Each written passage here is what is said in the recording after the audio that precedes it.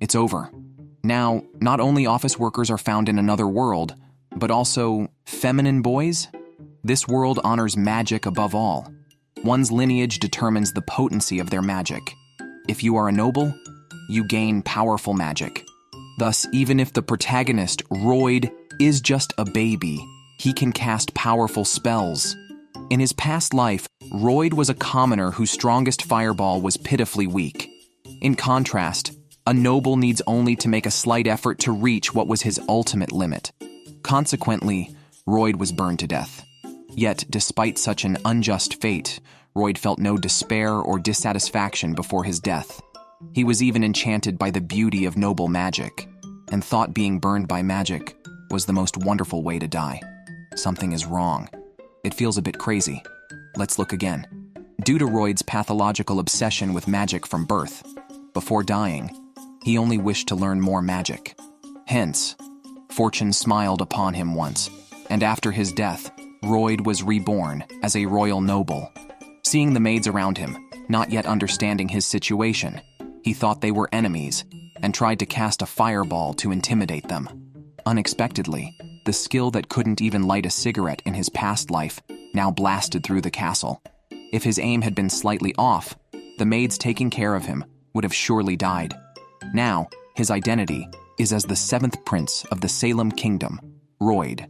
10 years have passed in a blink, and Royde has many older brothers, so he does not have to consider the issue of inheriting the throne. Therefore, Royde, to spend all day in the magic library, simply skips other less important courses. Of course, for a noble, neglecting subjects is not allowed. Every time he heads to the library, Royde is always anxious to avoid being caught by the maids. Since he always goes to the same place, he is often caught by the swordsmanship tutor, Hilfa, and forcibly taken to the training ground. As royalty, it's essential to excel in both magic and martial arts regardless of succession rights. Considering his own poor performance, Royde thinks he might be extra loved by Hilfa, so he needs to use some tricks just to get by. Within seconds, they have exchanged dozens of moves.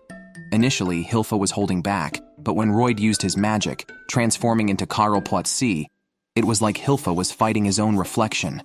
Although their sword skills were even, the real combat experience was not on the same level. Despite this, Royde could not defeat his opponent. Your practical experience is lacking, but your cheats compensate well for that, Hilfa noted.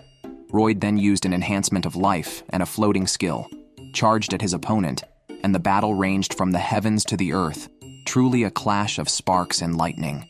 With the help of cheats, they were evenly matched, but still, neither could claim victory. To quickly return to studying magic, Royde suddenly changed his tactics during the fight. He used a feint to expose Hilfa's weakness, and then tried to knock her out with a slight force. Just when he thought he could end the training, Hilfa, ever the wily one, quickly noticed his magical cheating and countered, knocking Royde back. Hilfa could see through even the slightest changes, such as the wooden sword extending slightly, or Royde using floating magic to compensate for his height disadvantage. Hilfa was excited because Royde was putting his all into the fight. She found him not only endearing but also talented, capable of launching 2 types of magic simultaneously, a feat even the royal magicians found challenging. Hilfa looked forward to Royde's future performances and decided to stay by his side. Royde was relieved that his control and enhancement magic had not been discovered. That night, Royde was forced to bathe with the maids obsessed with young boys, and it was then he heard a rumor. Long ago, a demon named Guillemot with the power to destroy nations was sealed within a book, now hidden underneath the castle. Excited by anything related to magic, Royde waited until the dead of night, used invisibility magic to bypass the soldiers guarding the seal and reach the deepest part.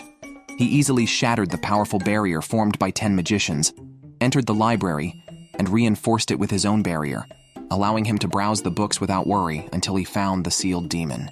However, the target soon cajoled Royde as it saw him unlocking the door seal. The demon suggested that since the book's seal would eventually break, Royde might as well help it unlock now, promising endless gold in return. Yet Royde wasn't foolish enough to release something that could harm the nation. The demon claimed its enemies were long dead and couldn't do harm, offering to teach Royde ancient magic lost to time. Thinking about it, the demon assumed a kid like Royde wouldn't be interested in magic, but that was exactly Royde's goal. Seeing an opportunity, the demon continued to entice Royde, showering him with flattery. Eventually, Royde excitedly released the seal, thinking he was the hunter, not realizing he was actually the clown in the presence of absolute power. The demon mocked Royde's desire to learn ancient magic and decided to obliterate him with it, calling it the Black Flash Cannon and asking if Royde had learned it. Even as it fantasized about its future life, it saw a burst of light through the smoke. Unsurprisingly, all damage was blocked by Royde's barrier. He commented on the strange and unique technique, saying, "Talk all you want, but spare me that expression." He asked the demon to release the magic once more, seeing it as blatant provocation. The demon, infuriated, bombarded him recklessly. Yet, Royde was only excited, not worried about his barrier breaking. Curious about the magic's damage, he deliberately opened a small hole in the barrier to experiment with his finger, quickly pulling it back after touching it. This move stunned the demon. Despite his finger being severely injured, Royde seemed fascinated, even licking his wounds and eager to see more of this new skill. Frustrated, the demon unleashed a barrage of attacks and even started using a forbidden dual chant. Royde calmly watched from within the barrier. As the demon used its trump card, Royde found the move interesting. Although people can't have two mouths, that didn't mean he couldn't use it. Soon the demon's attack ended, and the barrier remained intact. Royde looked on expectantly, wanting to see more ancient magic. Realizing the seriousness of the situation, the demon attempted to flee, but couldn't escape faster than Royde's extensive barriers. Thinking he was preventing the demon's escape, Royde explained that he couldn't control his own strength well and didn't want to damage the castle like when he was born. After enduring 2 rounds of attacks from the demon, it was Royde's turn. He laughed and said, "Let me see your defensive magic," and launched a basic fireball. The demon cursed, questioning if he called that a basic attack. Royde's barrier proved effective, leaving the demon with a shattered spirit. The once intact library turned into ruins. Royde was puzzled why the demon didn't use a barrier and took the damage directly, suspecting it enjoyed the abuse. Effortlessly, Royde restored the library to its original state, shocking the demon for a whole year.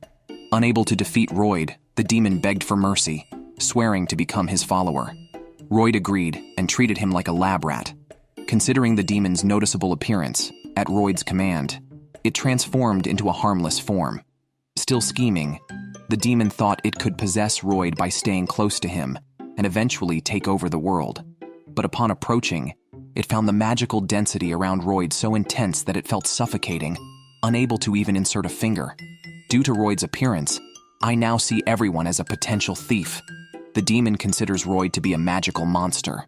Royde wonders why the demon is trembling. The demon can only pretend it hasn't done anything. Currently, it can't win in a fight, and trying to possess him is akin to seeking death. It might as well faithfully serve as Royde's dog. Royde is truly unique. He wanted to perform a dual chant magic, but humans would need 2 mouths to achieve that. How come that's not possible? Instead, he absorbed the demon into his body, making it a part of himself, and then controlled the demon's speech. He merged the advanced magic of water and fire, along with his vast magical power, to create a technique more powerful than super-tier magic. The magic compressed in his hand, collapsed at its peak, and pierced the heavens with a single strike. If it had hit the ground, the entire country would have been doomed. Earlier, Prince Albert took him to a magic shooting range. Royde casually shot a fireball, hitting the farthest target, number 9, with precision. Onlookers seeing this began to flatter him. It's said that Prince Albert, not only handsome but also skilled in both arts and warfare, is the strongest contender for the throne. When Royde appeared, knowing the nuances of social etiquette, he decided not to outshine his brother. So he planned to let the fireball just graze the edge of the target. However, he didn't realize that doing so was even more outrageous. In a short time, all targets were grazed. He still said it was good, but this was clearly grade manipulation. Unfortunately, the ministers, being short-sighted, said Royde, although talented, had reached his limit by just grazing the targets. The demon couldn't believe it, thinking, "What kind of idiot? He grazed all the targets. Do you know how impressive that is?" As for Albert, he didn't say a word, and then announced he would go inside to rest for a bit. With the crowd gone, Royde finally didn't have to hide his strength, and could do as he pleased. He prepared to try the dual chant that Grom had used. In theory, it's impossible for a person to have 2 mouths, But when Grom was puzzled, Royde unexpectedly took off his gloves, absorbed him into his body, and not many would dare to do such a thing, as it usually results in possession by a demon. But Royde, with his high-density magic, had no fear. Now the two share one body, and as Grom prepared to chant the high-level fiery fireball spell with him, its confident smile cracked the moment Royde opened his mouth. "What is this?" "The magic data is off the charts." Grom crashed on the spot. "Quiet," he's thinking. After Royde's explanation, he compressed the repeating spells into just one word, which contained an enormous amount of information. This almost broke Grom's brain, not to mention chanting along with him. With little time left, Royde had a bright idea, and took over the use of Grom's mouth to chant two spells simultaneously. To Grom's surprise, Royde merged advanced water and fire magic with immense magical power, capable of catastrophic damage. In an instant, Grom realized that if this hit the ground, the whole country would vanish from the map. This is why Royde could pierce the sky with one strike. Meanwhile, the ministers couldn't understand why Prince Albert valued Royde so highly. Hearing this, Albert thought they were fools. Royde had just barely grazed all 9 targets. Calling it a coincidence was impossible. Therefore, he believed Royde could definitely become a great sage in the future, and knew he must maintain a good relationship with him as his strongest card in the competition for the throne. However, Prince Albert was simply overly protective of his brother. At this time, the ministers felt something was off as it was too early for dinner, not knowing that Royde's magic had pierced the atmosphere, covering the entire castle area. Soon after, Royde had absorbed all the knowledge of the entire library into his brain. Having nothing else to do, he set his sights on magical equipment. According to the books, the best way to obtain equipment was to venture into dungeons where he could encounter unseen monsters and experience the joy of looting treasures. Grom strongly opposed this, as letting this human-shaped nuclear weapon act freely was quite dangerous. Unaware of Grom's thoughts, Royde then took out an acorn and used wood magic to create a perfect replica of himself. This allowed him to sneak out without being noticed. Of course, he had to make sure not to let Hilfa find out, as her obsession with young boys was extreme. She could even notice a height change of 0.7 millimeters in Royde. Nevertheless, this did not stop Royde's determination to venture out. Just before setting off, Royde thought of stuffing Grom's soul into the replica to enable remote control and information transfer. Remote Royde couldn't help but admire the craftsmanship of the replica, even including a magic circulation system. Realizing this, the excited replica shouted, finally able to do whatever it wanted while Royde was away. While Royde was praising Grom for being a good familiar, the possessed substitute Grom was moved to tears on the spot. However, he didn't want to admit it, and just asked Royde to return from his adventure soon. Indeed, sincerity is the ultimate skill. Now, Grom has taken on a feminine appearance. After flying blindly for a while, Royde realized he forgot to check the location of the maze. Soon, he noticed a disturbance below and saw several orcs chasing a twin-tailed girl named Peach. It seemed like a dangerous situation, but in reality, Peach was luring the enemies deeper to strike back at the right moment. Wow, she's tearing apart wild boars with her bare hands and even using chi. Grom guessed that she must be a martial artist, and it was Royde's first encounter with one. He was quite excited. The books mentioned a foreign energy called chi, which, through breathing, circulates within the body to unleash incredible power. Now, Royde was very interested in chi. Peach, sensing changes in the air, detected Royde's presence and asked who was hiding there. Seeing this, Royde felt no need to hide anymore. Grom reminded him that revealing himself could easily expose his identity, which made Royde realize it wasn't so simple. Meanwhile, an impatient Peach approached proactively. At the crucial moment, Royde quickly disguised himself as a new adventurer named Robert, altering his age and appearance. Since the transformation magic only worked on people he had seen, he had planned to change into Albert but worried it might cause trouble. So he used dual chanting to merge his appearance with his brother's, creating a unique Robert. However, Peach was struck by his handsome features and turned around to introduce herself enthusiastically. Royde was worried about being exposed, but Grom said it was impossible. Peach was just captivated by a handsome face. It turned out that Peach was a beauty-loving romantic, adventuring to meet her other half. Unfortunately, the men she met preferred delicate women. She firmly believed that meeting Royde was fate. Seeing her unusual behavior, Royde was about to leave to solo the maze, but Peach insisted on teaming up and wouldn't let him go. She immediately took Royde to a nearby B-level dungeon. Facing monsters that couldn't even defeat orcs, she could instantly kill them with minimal effort, eagerly showing off her strength in front of Royde. Sadly, she encountered the feminine Royde, who was busily collecting glowing stones. After Royde's persistent questioning, Peach explained that chi is similar to the magical power used by magicians, focusing on breathing techniques and requiring extensive training to sense the chi within. As Peach continued to promote herself with a change in tone, Royde had already started practicing the breathing technique she mentioned. Within a few breaths, his lungs nearly burst from the immense chi. Peach quickly intervened, explaining that newcomers to chi breathing could experience severe burning pain in their lungs. However, she had no idea that Royde had already mastered half of the technique and was even contemplating mixing chi with his magical power. Seeing Royde so focused and immersed, Peach felt reassured and decided to teach him more about chi, mainly because Royde's handsome face was too compelling. Meanwhile, Grom was leisurely drinking afternoon tea in the castle when Hilfa, a yandere Shotokan, suddenly appeared behind him. Grom's fate hung in the balance as Hilfa smiled ominously. Back at the main battlefield, Peach showed Royde one of her few long-range attacks. As the boss was defeated by a chi strike, a treasure chest appeared, their reward for clearing the dungeon. However, the dungeon had only developed to this extent, so the prize was not expected to be significant. Unexpectedly, the chest turned out to be a mimic, and Peach narrowly escaped death thanks to Royde's quick reaction when a lich emerged from the chest, revealing the real boss. Royde, both a trap and a little yandere, encountered a low-tier Bone King in the dungeon, but had already perfected his magic to the point of making combat boring. He began learning Peach's breathing techniques and Qi Gong, merging Qi with his magic to create a new form of energy that allowed him to launch long-range attacks without chanting, and even slice through opponents' magical attacks.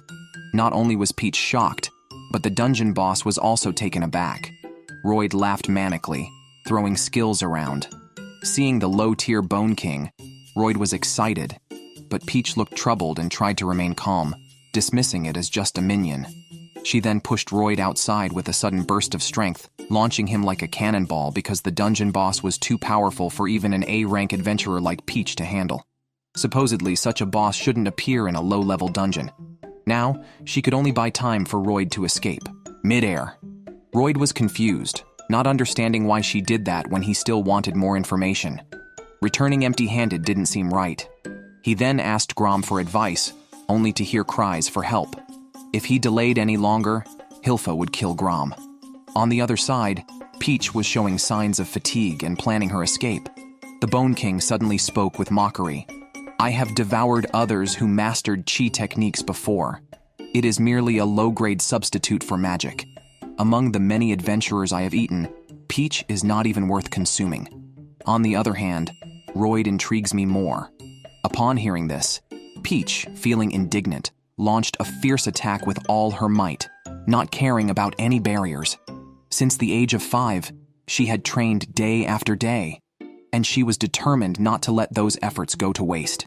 Despite being romance-minded, she had never even dated, all for the sake of perfecting her skills. This is why they say, never anger a woman. Look, even the Bone King's barrier was shattered by her. Although she succeeded in breaking the barrier, Peach had exhausted all her chi. Worse still, the Bone King was unharmed, and she was left as exhausted as a lamb to the slaughter. As the Bone King's powerful move was about to strike, Royde made a timely entrance, blocking the fatal blow with a barrier and stating he was short on time, so he needed to finish off the Bone King quickly.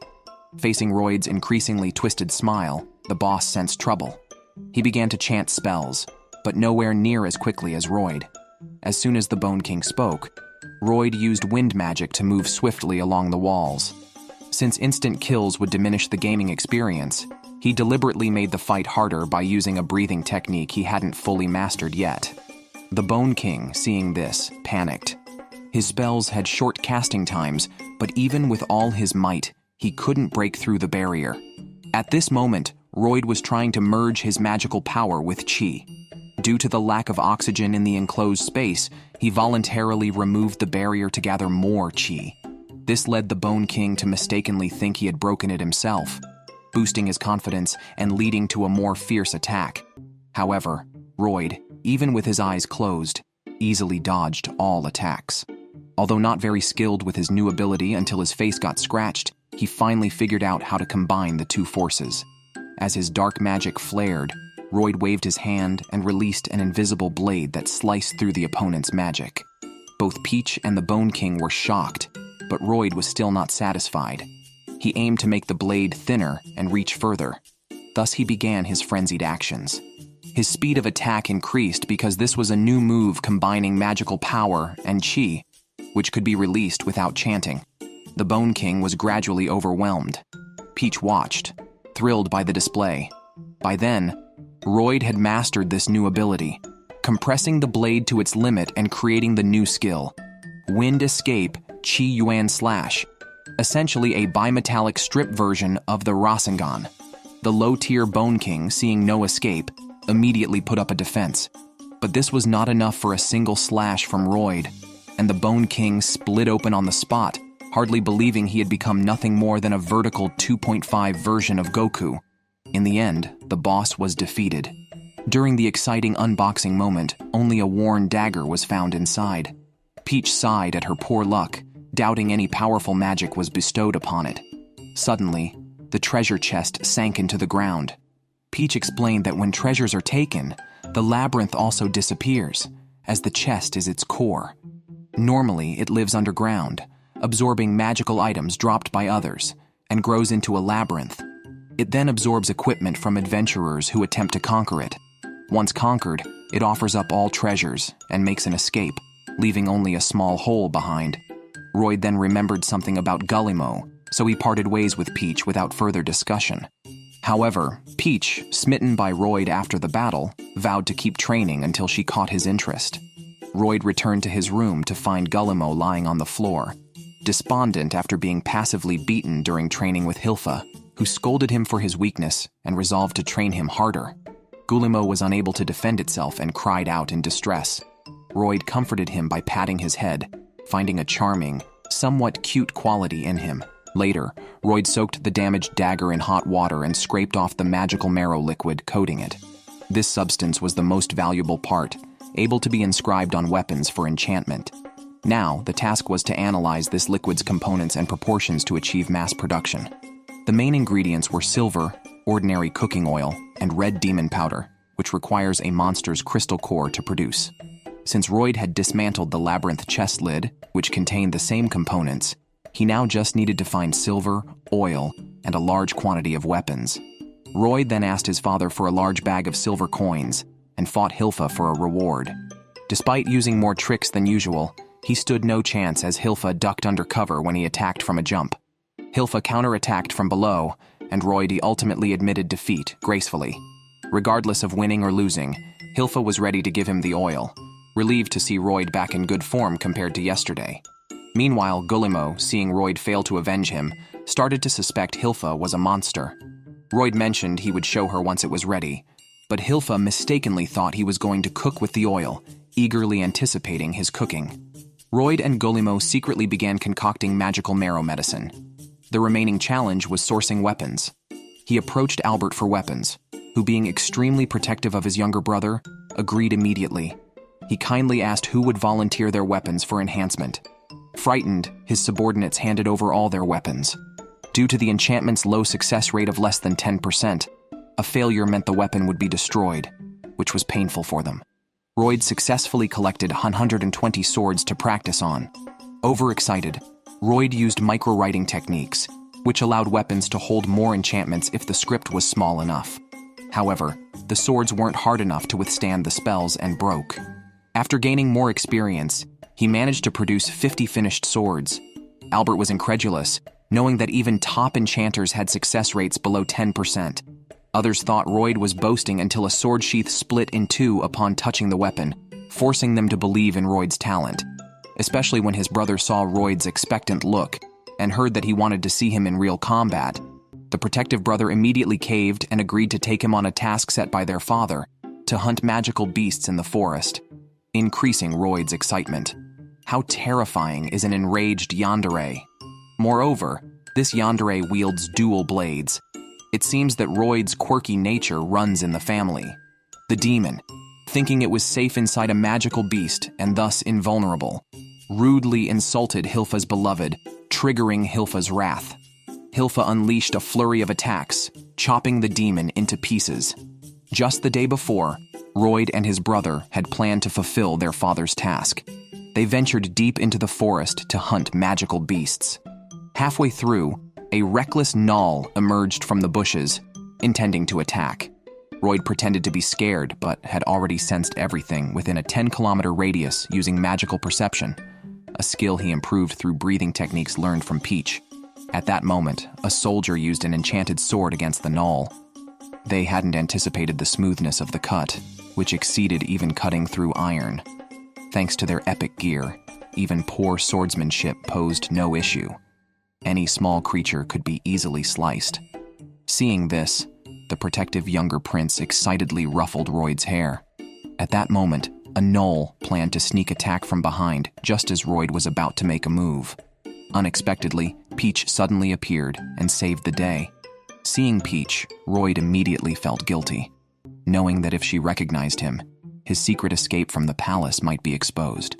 Peach, attracted by the handsome man, claimed she was just helping out. She instantly saw through Royde's use of energy. Although he wasn't the Robert she knew, she wondered why his breathing technique was so similar. Just as Royde's identity was about to be revealed, Hilfa intervened.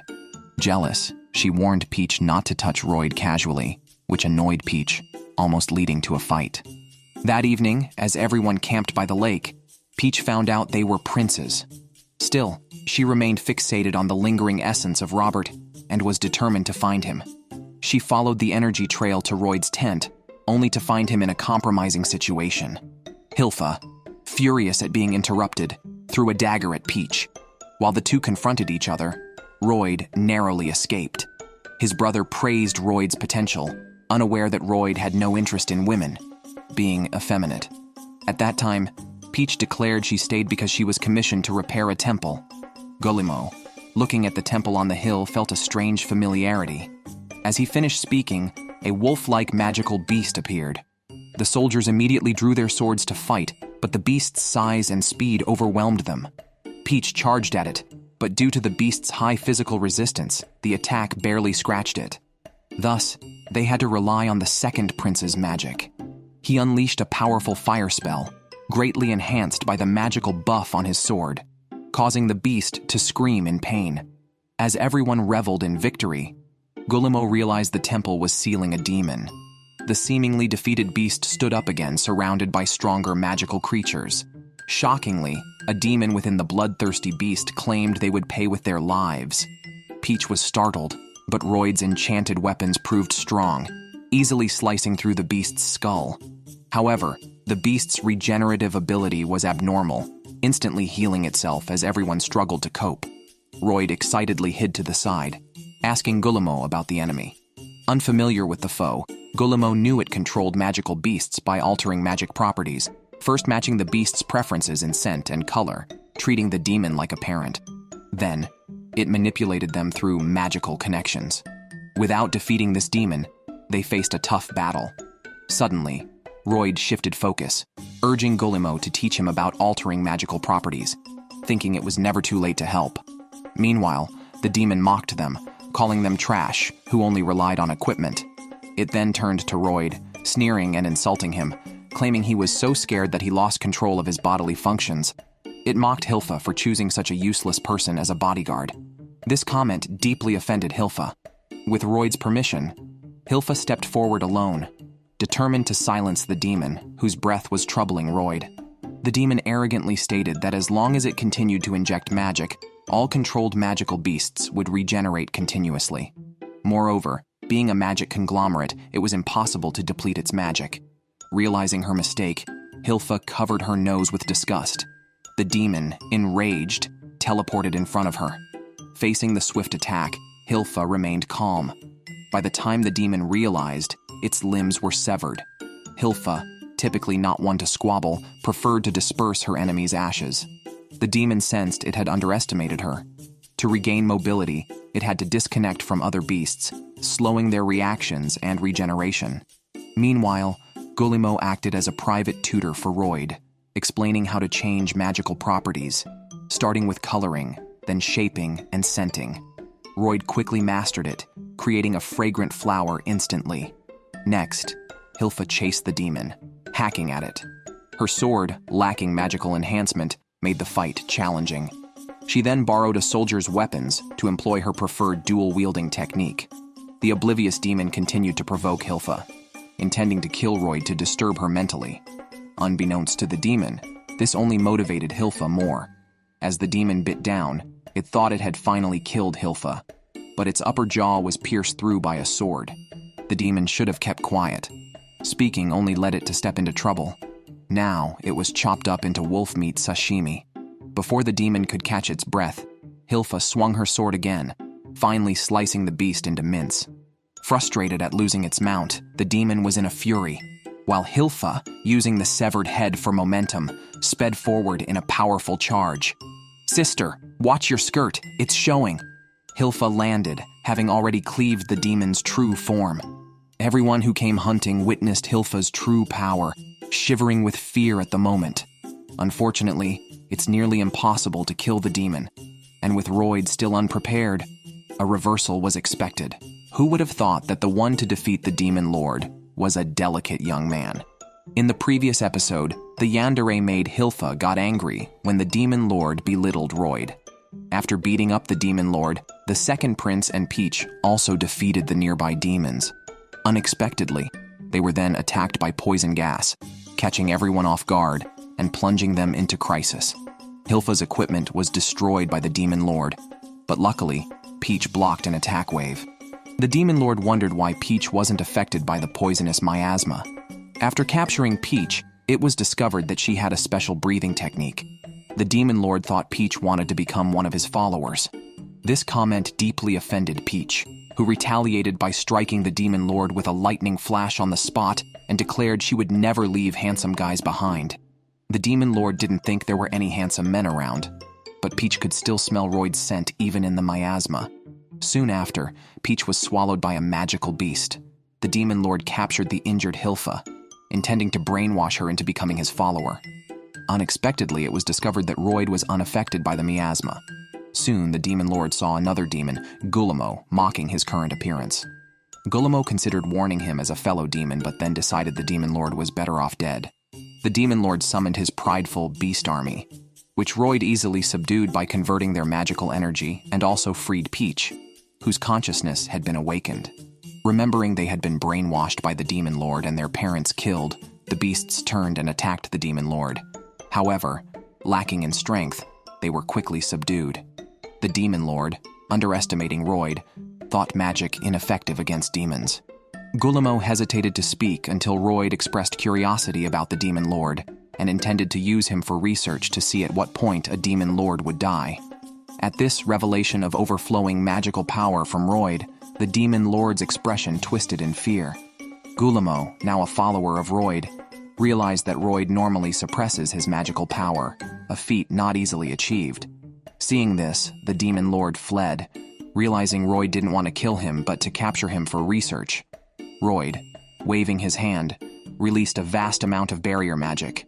With Guillemot's help, he could accelerate the magic release. The escaping demon lord was captured, expecting to be experimented on. Royde smirked, questioning what the demon lord feared since it couldn't be killed by magic. Furthermore, the demon lord had likely experimented on those beasts, so why shouldn't he be subjected to experiments himself? Royde then locked the space with barrier magic and summoned all element magic, planning to unleash it over half an hour at a rate of over 200 times a minute. The demon lord, having never faced such a level of magical attack, felt that he would truly die. However, Royde only released the magic for 5 minutes before the demon lord mentally collapsed. When released, the demon lord was barely alive. It couldn't understand why, after spending centuries striving to dominate the world, Royde could easily incite rebellion among his subordinates. By then, the second prince and others had awakened. Royde quickly ceased the magic, aiming to bluff his way through the situation. Guillemot quietly told the demon lord that subordinates wouldn't want to follow a leader who only complains. Royde, on the other hand, was focused solely on his interests, which is why he had so many companions. Even then, Guillemot was reluctant to admit being charmed by Royde. The demon lord, in silence, eventually gave his power to Guillemot. Though Guillemot claimed he would gather strength to defeat Royde, he couldn't bear to do it. Royde falsely claimed that a passing magician had defeated the demon lord. Peach believed this magician was the one she was searching for. Eventually, the second prince took Royde back to the royal palace. The king initially criticized the second prince for traveling with just guards and decided to reward Peach and the kind passing magician. The second prince mentioned that the magician had left before they woke up, and Peach ran after him. Meanwhile, the second prince told his father that Royde was the hero of this monster subjugation for his development of magical weapons, and suggested granting Royde the right to succeed the throne. The second prince was indifferent to gaining a competitor. He simply wanted to improve the kingdom and didn't think he would lose. The king was moved and prepared to grant Royde the succession rights. Royde, looking clueless, outright refused the inheritance to stay home with Beowulf, previously brainwashed by the demon lord, but now adorably fluffy due to Royde's magical influence. A jealous Guillemot also turned fluffy. For Royde, the throne was irrelevant. He was only interested in magic. Royde tried to train the magical beast Beowulf, but found it couldn't understand complex commands. Even when written as spells, it failed to comprehend. Hilfa suggested finding someone who could communicate with magical beasts. Both thought of the kingdom's sixth princess, Alice, also Royde's sister. Alice adored magical beasts and doted on Royde. Seeing him, she immediately kissed him, making Hilfa jealous as she hadn't kissed him yet. Royde expressed his need to learn how to communicate with magical beasts. Alice instantly summoned a magical beast that appeared behind Royde and Hilfa, who were caught off guard. Royde marveled at Alice's skill and was curious about her methods. Alice said it was all about love. The maid told Royde that Alice was a genius, whose method of taming beasts was hard to learn by ordinary people.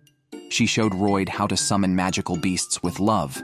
Royde realized that she actually used magic, which was transmitted through the intention of love from her brain. Hilfa thought Royde understood love and expected him to hug and lift her. But instead, Royde changed his approach to using magic and successfully made Beowulf understand him. The maid was impressed, recognizing Royde as a genius too. However, Alice believed it was all due to love, and Royde did not argue. After all, it was her love for animals that allowed her to resonate with them unconsciously. When they saw how adorable their younger brother was, Alice and her group were instantly charmed and rushed over with the animals. After they left Alice, Hilfa planned to take Royde for sword training. Just then, the second prince approached them. Seeing a chance to avoid sword training, Royde quickly followed the second prince, only to find that he had brought someone else along, Prince Dean, Royde's fourth brother. Dean had heard from the second prince, Albert, that Royde could enchant swords. Despite being a prince, Dean had a passion for smithing, and had even studied abroad at a young age.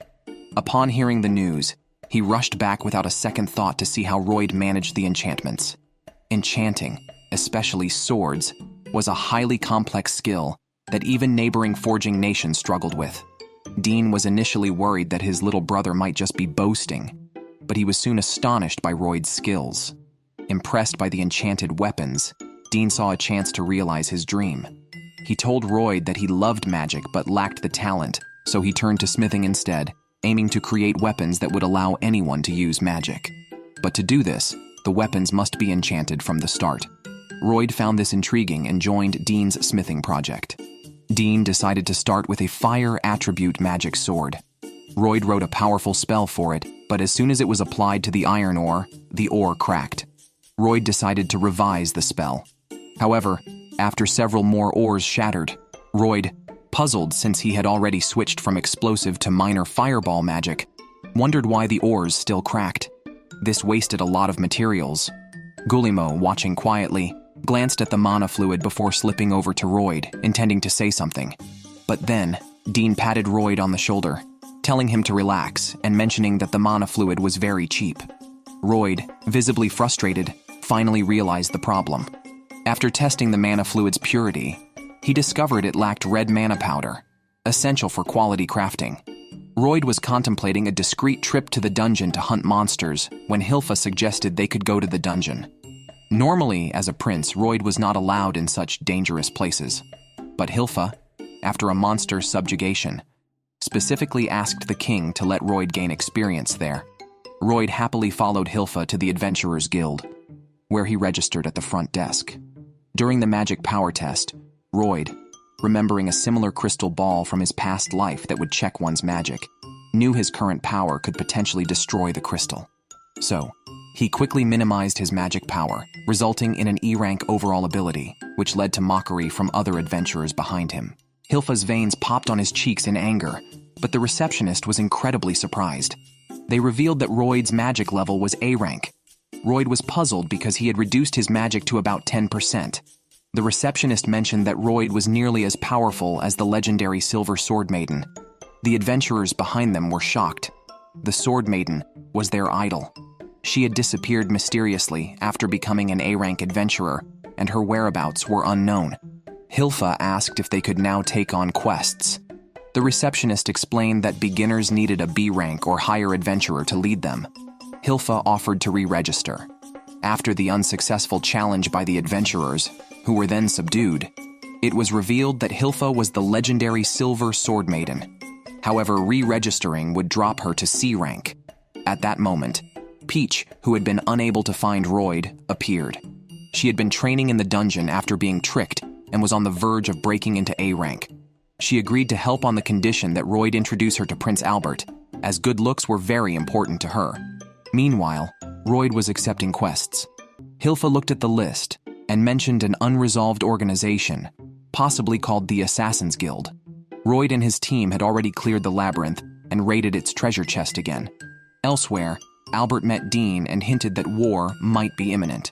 He urged Dean to delay his weapon research, as they intended to use the weapons to protect civilians.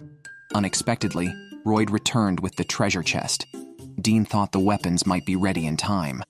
Albert admired Royde's skills and expressed his willingness to protect him, surprised by the power of the weapons Royde created that could be used by ordinary people. Royde, sweating profusely, admitted he had overdone it and would reduce the power next time.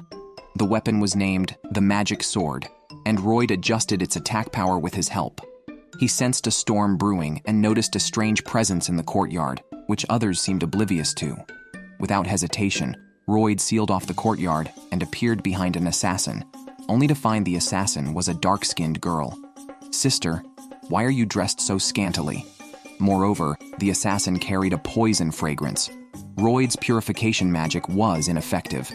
Alien declared her poison fragrance was incurable. Royde's current purification magic could only neutralize existing toxins, meaning Alien's poison was previously unknown, and she was cursed with it.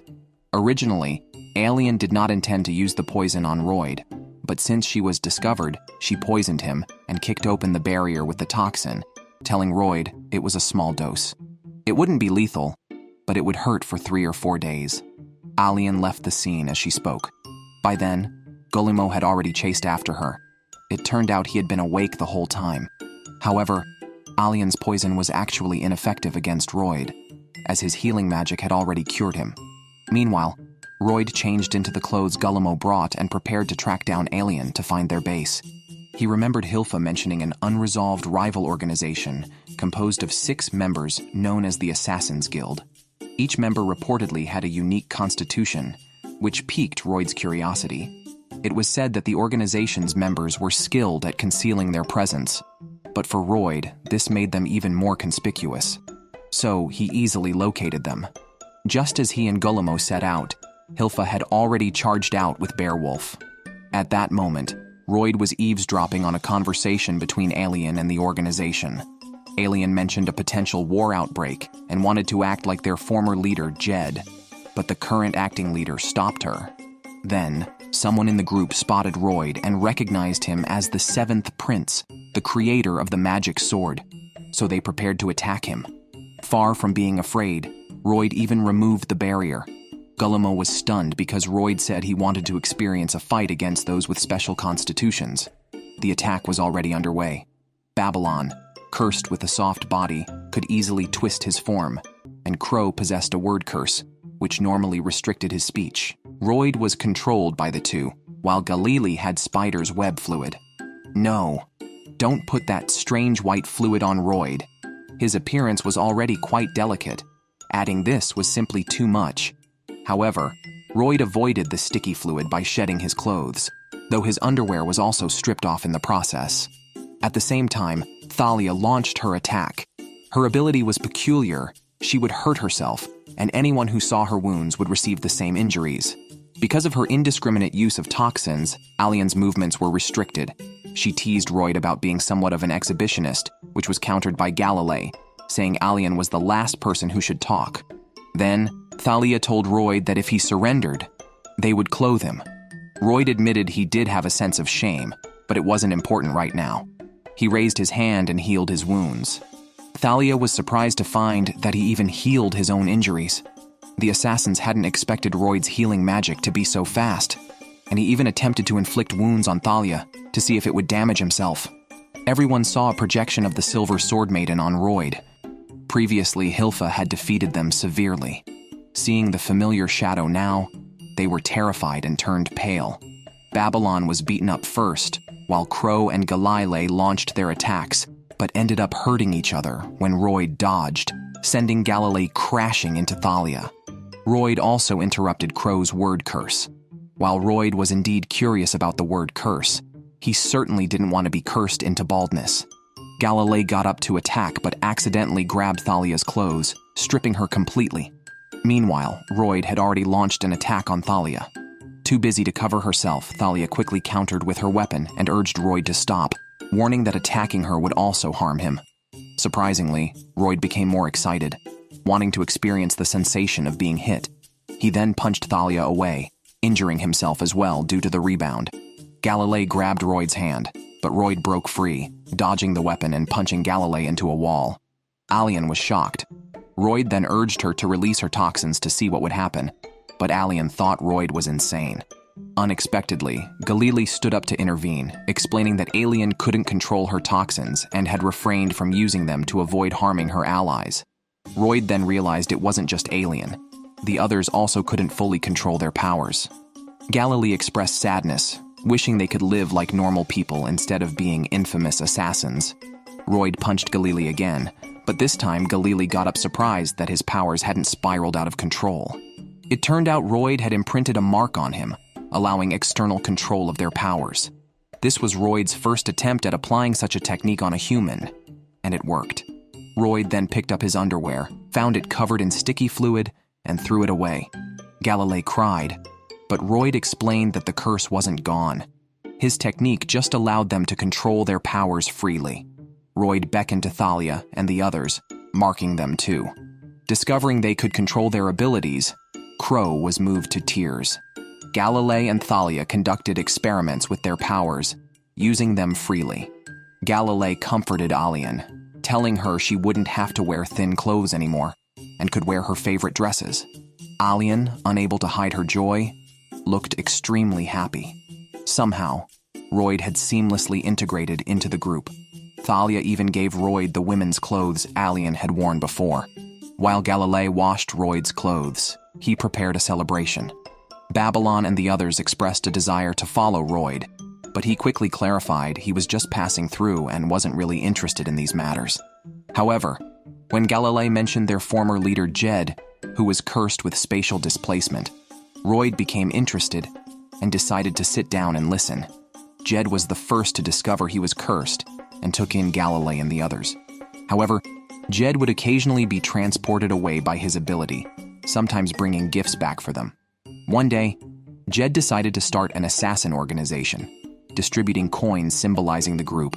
He declared that they would take on jobs too difficult for adventurers, letting criminals know there was an organization that would handle injustices privately.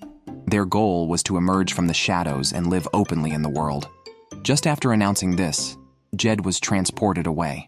Royde was actually quite interested in hearing about Jed's powers, but Galilei began discussing the development of their organization. Just as it was gaining strength, Jed was suddenly transported to a lord's territory and heard about a war.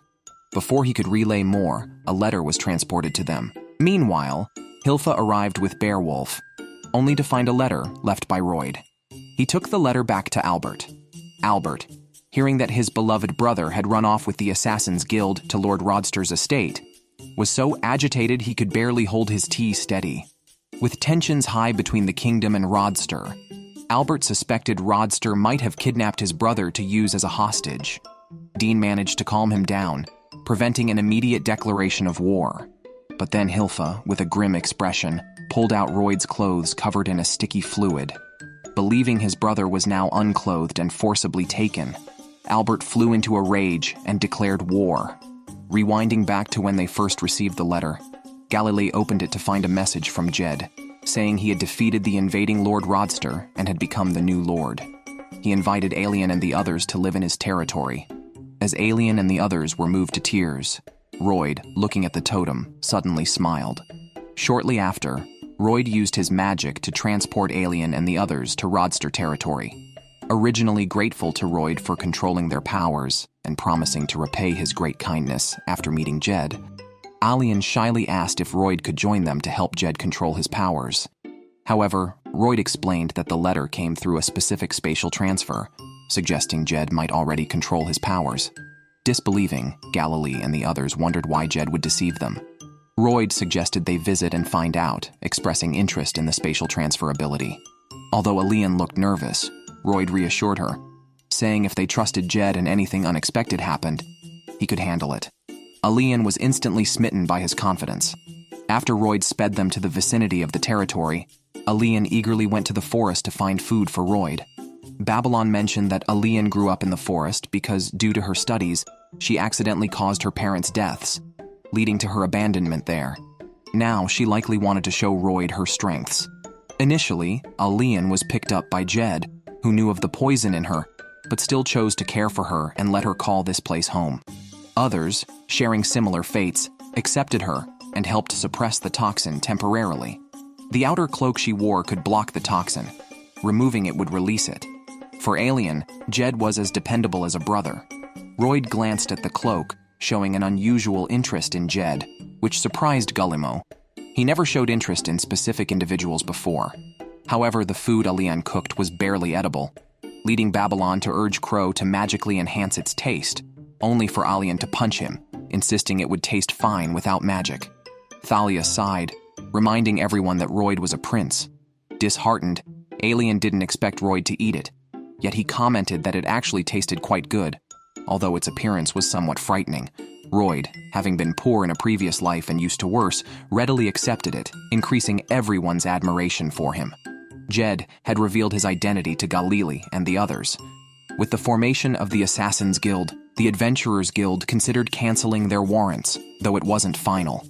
Jed disclosed that he was the third son of the Rodster Lord, initially approaching them for his own benefit. His family, controlled by demonic emotions, even contemplated war. Jed wanted to prevent it by using their powers.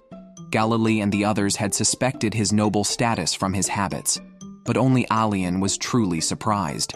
For Thalia and the others, no matter where Jed came from, he was their hope. Thus, Jed decided to handle this mission himself, not wanting his comrades soon to step into the light, to be wanted again for assassination.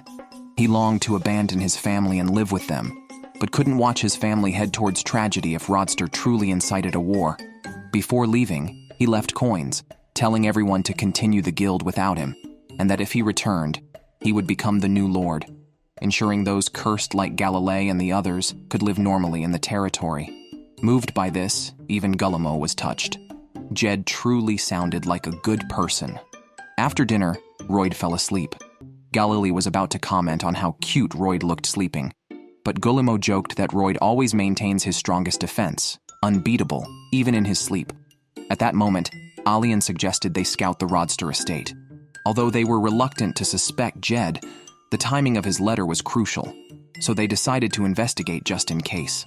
Originally, they planned for Guillemot to stay and protect Royde, but Guillemot was more worried about the others encountering trouble, fearing Royde would wake up and scold him. So Guillemot joined the assassination team to scout the area. The group discovered that a banquet was being prepared below, which seemed harmless. Jed had previously expressed interest in the seventh prince as well. Unexpectedly, they were discovered by the butler, who then invited them into the estate with the highest hospitality. Guillermo was about to fetch Royde, but Alien grabbed him as Jed approached.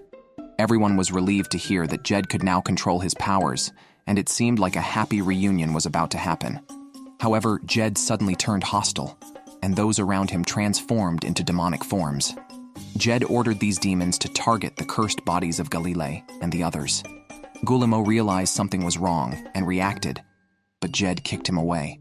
It was then that Guillermo understood why there was no malice felt. He fell near Royde, accidentally waking him. At this moment, Galilei and the others learned that Jed, because of his rare spatial abilities, had been overtaken by demons. He had been missing for months, his consciousness eroding. The demons mocked them, saying Jed cared too much about his companions and had been resisting to prevent them from being discovered. Despite his efforts, he failed and even attempted suicide to prevent his body from being overtaken and to protect his friends. Instead of stopping him, the demons healed his wounds to make him suffer death repeatedly until his mental state completely collapsed, and he vanished from the world. Galilei and his group were devastated upon hearing this. The demon controlling Jed's body mocked Alien for killing her own parents, adding salt to her wounds. When Alien saw the hairpin Jed had given her being crushed, her hatred surged. The demon also noticed the crest on her body and demanded to know who had marked her. While struggling to maintain control, Alien refused to reveal Royde.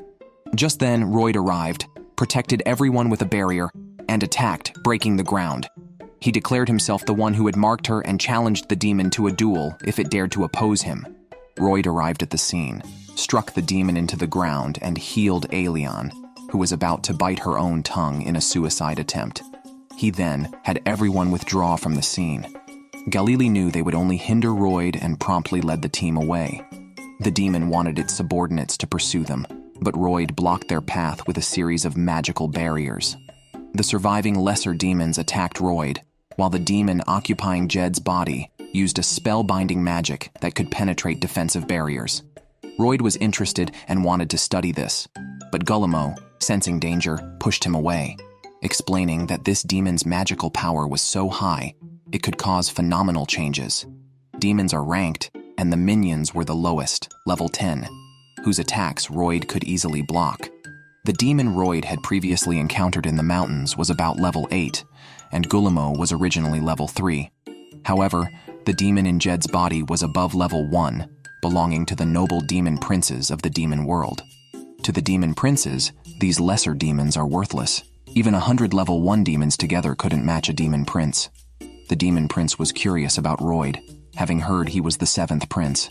Jed had memories of someone like Royde, and had always wanted to meet him. Royde said he indeed wanted to meet Jed, but everything was ruined by the demon prince. Both Royde and the demon prince were angry, as they felt the other had spoiled their plans. Both sought to make the situation more entertaining. Guillermo felt Royde was too reckless. If the lesser demons were fish in water, Royde's magical attacks were like using water to attack. Normal water can't drown fish, but a massive surge can kill them. However, the demon prince was different.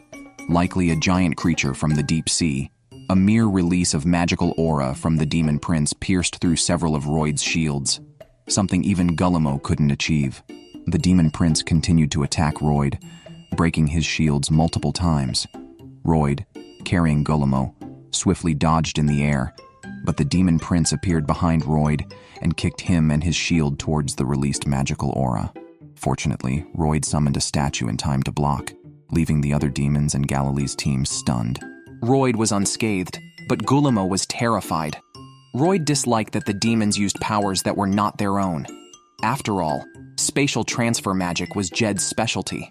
However, the demons believed Jed couldn't control his own powers. Being a noble demon, they naturally knew how to use magic, while humans needed to learn through spells. The cursed ones were somewhat similar to demons, but couldn't control their powers. This was a sad and twisted existence.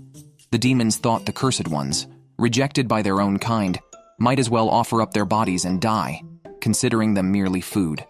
The demon prince attacked Royde again, using teleportation magic to ambush him, and transformed his magic into a spear that pierced Royde's statue.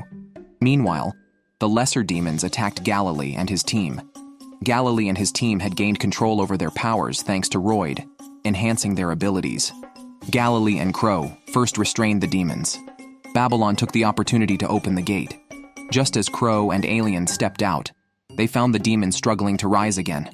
To create a chance for escape, Thalia locked all enemies with her gaze, controlling them at the cost of harming herself. Despite the demon's self-healing ability, Thalia kept attacking herself, deciding to sacrifice herself to allow her team to retreat. Unexpectedly, Galilee pushed Crow and Alien out the door, planning to stay with Thalia and use their strongest move. Realizing the danger, the demons saw Thalia preparing to slit her throat. Alien was in agony, thinking they could live happily once they found Jed, as Royde had controlled his powers. But Thalia was about to perform the throat-slitting act, shouting about bonds. At this time, the demons were still boasting, curious to see how far Royde could go. Unexpectedly, it was Royde's statue that had been pierced. Royde was already in midair, weapon in hand, but awkwardly suggested changing the location of the fight. Thalia and the others realized something was amiss as the demons were hit by a fire attack. Prince Albert arrived on the scene, shouting to save his brother first. Since her last battle with the demons, Hilfa had been practicing her sword skills daily. However, she couldn't use her full strength, or her weapon would break, making it difficult to cut a demon in two. Alien was moved to tears when she saw Albert and Hilfa step forward, feeling the reinforcements had arrived. But Crow felt something familiar about Hilfa's silhouette. At that moment, the two turned around, faces grim. Galilee and his group knelt, trembling. Hilfa and the others were interrogating the five. Alien wanted to say that Royde was fighting the demon that had taken over their leader's body, but Crow quickly stopped her. Royde had mentioned earlier that he wanted to keep his powers and identity secret, as he was only interested in researching magic and didn't want to attract attention. The group had no choice but to falsely claim that Royde was fighting a weak demon. Hilfa clearly didn't believe them and gave each person 1 minute to tell the truth or face execution. At that moment, Albert stood up, urging not to harm the children. Before Alien and the others could feel touched, Albert suggested executing the adults first. He then pulled out Royde's underwear, demanding to know what situation had led Royde to this point, exclaiming that Royde's delicate appearance didn't justify such treatment. As Galilee tried to explain, it only made things worse. At this point, Alien stepped forward, telling Hilfa they understood her concern for Royde. For her, Galilee and his group were also family, and Royde was fighting to help them. Then, Princess Alice burst in, believing Alien wasn't lying, as her own magical beast would have eaten her otherwise. To protect Royde's identity, Alien had to stop the reinforcements. Hilfa was furious, but then the situation worsened when the bridge was blown up and demons attempted a flanking maneuver. Albert realized the danger of being surrounded and led his team to retreat while Royde and the demons resumed their fight. Guillermo knew the sword Royde held was his own creation, but didn't understand what Royde planned to do. At that moment, Royde just wanted to fight seriously. Meanwhile, Albert found fighting the demons troublesome, as continual use of fire drained their strength and prevented Alice from controlling her beasts. Albert had hoped Hilfa would act, but found her trying to jump across the river with Beowulf, who ended up diving into the water. A demon butler then appeared, claiming to be a high-level demon and skilled in swordsmanship, not considering Hilfa a threat. Albert was almost attacked, but was saved by Babylon coming from behind. They decided to cooperate temporarily, recognizing Albert's concern for the possessed humans. Babylon thought Albert resembled their leader, a very gentle person, and mentioned their assassins' guild operated in secrecy, but never disrespected life. However, these demons were overtaking human bodies, stealing their minds and souls, effectively killing them. Angry and sympathetic towards his people, Albert used a magical sword to launch a fiery attack, telling his soldiers to show no mercy and defeat the enemies before them. At the same time, Hilfa and the butler were fiercely fighting, leaving Galilee and the others stunned, wondering about the maid's background. The original butler was also a swordsman, hard-working with calloused hands, who had found love and had a happy family until the demons shattered everything, carelessly discarding his treasured ring. Someone felt the body wasn't talented enough and intended to take over Hilfa's body, not realizing she had learned the butler's techniques. Mocking the demon, Hilfa stated that without the hard-trained body, the demon couldn't have used the swordsmanship. The butler was caught off guard, But Hilfa called Beowulf over and pulled out a weapon from its fluffy back. Royde discovered that Hilfa's sword training caused weapons to warp. Together with Dean, he forged a new weapon for her, engraving magical circles on it for easy use. He informed Hilfa that demons need a physical form to act. Without it, they are powerless. If a demon inhabits a body and is killed, it dies too. However, a body possessed by a demon has strong self-healing abilities. To kill the demon, one must strike decisively in a single blow. Royde crafted this weapon because he felt Hilfa couldn't fully exert her strength in her attacks. Thrilled, Hilfa hugged Royde and named the weapon Demon Slayer. The butler revealed their goal was to destroy the country. Initially, the Jed family did not plan to rebel. Demons possessing bodies used the guise of rebellion to trick Jed, who was trying to prevent the war, into returning. Alien was furious, but Hilfa stopped her and split the butler in two with a single stroke before he could utter a threat. Before dying, Jed endured inhuman torture but never gave up, leaving behind something important and telling the demons they would not have the last laugh. After his death, his body was taken by the demons, who were curious about what Jed had done. They tried to find clues in his memories, which were full of his companions, blocking deeper access. The demons did not probe further, assuming since Jed didn't want war, they would cause chaos. They lamented, "A gentle, handsome man, and you ruined him." After defeating the butler, Hilfa regretted not fighting the original butler, who she could tell also loved sword fighting. Alien and the others felt pity.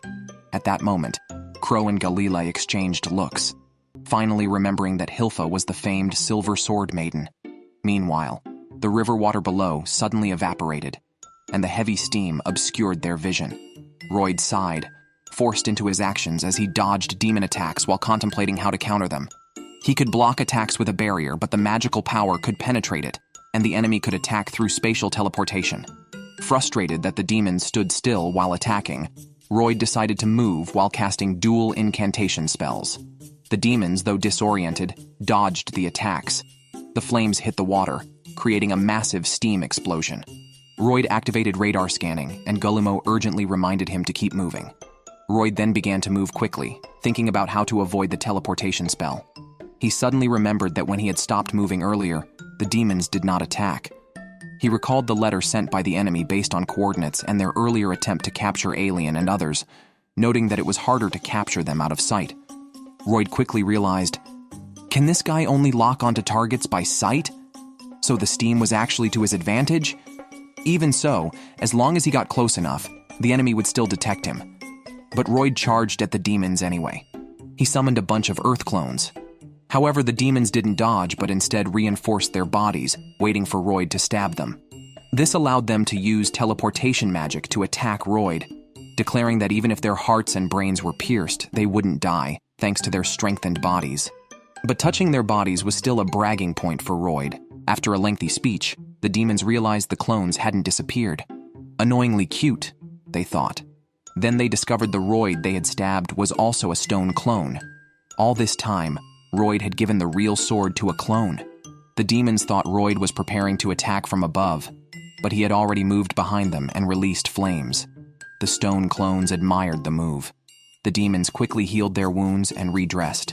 Knowing the clones were tough, they unleashed a barrage of attacks, targeting any barriers, only to find those were also decoys set by Royde. Meanwhile, the real Royde stayed hidden using invisibility magic, dodging the barrage of attacks and letting the decoys divert the demon's attention while he attacked from behind. Guillermo felt Royde was too risky, but Royde knew his weapon could absorb magic power and analyze it. Originally made to study different magics, it proved useful here. Guillermo thought it was too reckless since Royde had to analyze the magic during combat, a feat even Jed never achieved. Guillermo urged Royde to flee before his invisibility was compromised, but he knew Royde wouldn't run. Royde was too obsessed with magic and wouldn't give up facing an unfamiliar magic.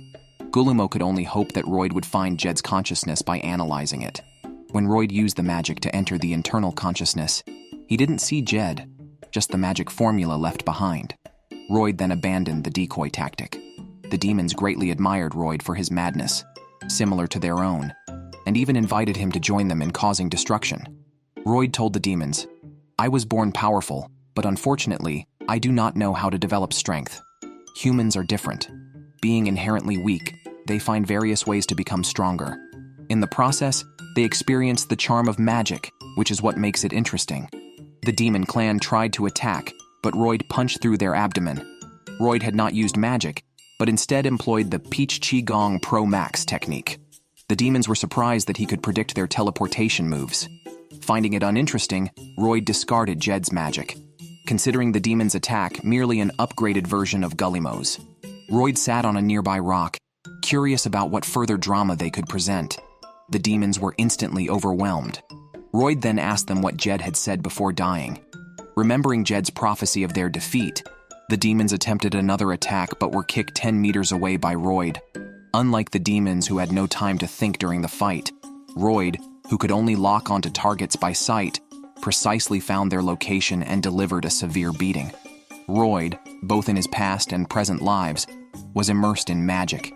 He used magic to gather and understand the thoughts of those who created it, as books were outdated. All he could do was imagine the life of the person who created the magic. Jed was the only one who responded to him in terms of magic. The demon possessing Jed's body brought no joy to Royde. Frustrated, the demon immediately summoned a black hole, which could supposedly turn everything around it into nothingness. The demon thought he had a deadly attack with his Rasengan, but Royde, unfazed, simply erased it with a wave of his hand. The demon was finally subdued. Royde remarked that he used the same attack to neutralize it, adding that even the strongest skills would vanish without a trace in subspace. The demon's move looked cool, but was just differently named. Royde had heard of this skill before, and initially played with it for fun, later trying collision experiments randomly. Expecting a great attack from the collision of two magic balls, Royde was as disappointed as the demon when they neutralized each other. The overwhelmed demon launched an attack, clawing at Royde's head, only to feel as if his hand had reached into the deep sea. Royde's magic was like an abyss, seemingly bottomless. Gullimo sweated profusely, realizing he had underestimated Royde's power. Now, Royde's only interest in the demon was to see if it would be consumed by the void, from which the demon couldn't escape. Meanwhile, Albert and his team were fighting side by side. A group of demons found themselves unable to move as Alien had released his toxins. Hilfa was surprised, realizing she wasn't just an exhibitionist. Albert was checking the time. It should have been sunrise by now. Fog surrounded them, making it unclear what was happening outside. They felt a sense of dullness outside, and fortunately, the fog obscured their vision, preventing a potential drop in sanity. At that moment, Royde's magic covered the entire sky. The demon clan was locked by the void and couldn't escape. They initially tried to abandon their bodies to flee, but Jed's body clung to their souls, dragging them back. Realizing this, they decided to impersonate Jed, falsely claiming to have regained consciousness, hoping Royde would release them. However, Royde showed no mercy, and with a squeeze of his fingers, he allowed the void to completely consume the demons and Jed's body. Unexpectedly, when the void dispersed and sunlight shone down, Jed's soul appeared before Royde, thanked him, smiled, and then vanished completely. Below, the others also saw the sunrise. Alien recalled Jed once telling them about an urban legend of the Seven Princes. They only knew Royde had no inheritance rights, but Jed showed a newspaper stating that at the birth of the Seven Princes, a huge firework was set off at the castle. However, it was not a firework, but magic used by the newly born princes. Everyone thought this impossible, but Jed suggested that if such a magical prodigy existed, they might be rescued from the basement and live under the sun. Eventually, Royde erected a monument for Jed and others possessed by demons. Although just a cenotaph, it was a thought. The void's attack was slow. Royde could decipher the demon's spatial transmission because he had cracked the code and linked it with the void attack, making escape impossible for the demons. Gullimo wanted to praise Royde's prowess, but Royde mentioned that fighting while thinking was reckless. Yet he couldn't stand not breaking the spatial transmission. He hadn't expected Jed to leave behind a method to break the spell, which was a beautiful creation. Royde said the true victor wasn't himself, but Jed, who maintained his resolve even under torment. Alien cried silently in the background. Alien wanted to thank Royde, but at that moment, Albert had already found Royde. Royde tried to play dumb, but Albert mentioned Jed's name. It turned out Albert had heard another version of the story, where the Assassins Guild discovered Jed's rebellion and sought magical help from Royde. However, upon arrival, they found Jed's body possessed by a demon. Albert noted the nice sunlight and expressed pride in helping his brother, but emphasized that things couldn't be easily dismissed. After all, Alien and the others belonged to the Assassins Guild, had killed many before, and even kidnapped royal members. They were supposed to be sentenced, but they offered to serve Royde to atone for their past crimes. If Royde disagreed, they were willing to accept any punishment. Albert held a weapon to Royde's neck, asking his intentions. This wasn't like keeping pets. The notorious Assassins Guild following Royde would make him responsible for their actions, possibly shaming the royal family. Royde blocked the aggressive beowulf, stating he was willing to take all responsibility. Everyone was surprised by Royde's decisiveness. Albert withdrew his weapon, telling Royde that he had spoken as a royal member before, but now spoke just as a brother, not caring about the royal family's public image, only wishing for his brother's safety and happiness. They also mentioned that they had always cared about Royde and that he could always discuss any issues with them, as Royde was his important younger brother. After saying this, Albert hugged and rubbed against Royde. "Damn you, you pervert brother con. Let go of that pretty boy. Let me do it." The events concluded, and Peach, who had just received the news, arrived on the scene. Peach was very sad and turned to leave, but Albert quickly stepped forward to stop her. After all, he had not yet thanked her for the last rescue. Upon learning that Royde had decided to accept them, Galilee and his group expressed their determination to repay Royde, not only for their sake but also for Jed's. Regarding Peach's repayment, she had previously expressed her desire to have a tea party with handsome men. So, Albert organized a tea party in front of the cemetery. Peach said the lineup was too strong, feeling a bit pressured, especially since the second prince, fourth prince, sixth princess, and seventh prince were all present. While Peach and Hilfa were fooling around, Albert found Galilee and invited them to join the tea party. Crow, drunk, hugged Jed's grave and wept loudly. Peach also cried, mourning the loss of such a handsome man. Albert thought the commoner's style of tea was interesting and decided to introduce it to the kingdom next time. Dean advised him against it.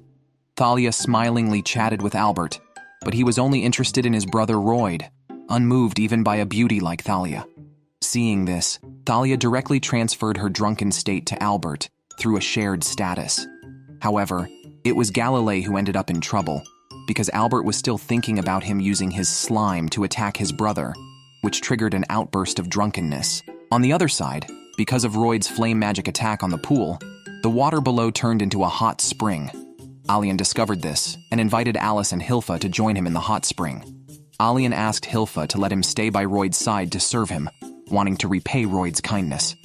Hilfa said she couldn't decide and told Alien to ask Royde. At that time, Royde was standing by the pool and said it was no problem at all. It turned out Hilfa had already brought Royde over for a bath. Royde noticed Alien was still lacking confidence, so he told her she could study her toxins more deeply. Perhaps she could transform the toxins into medicine and become a pharmacist who saves many people, as there's only a thin line between poison and medicine. Alien had always felt cursed, feared and despised by others, and even she doubted her own powers. Royde, however, openly accepted and acknowledged her abilities, never treating them as cursed. Alien decided to meet these expectations and work hard to study, changing her fate according to Royde's words. Back at the palace, Royde resumed his usual life of reading books, with his brother Albert providing cover.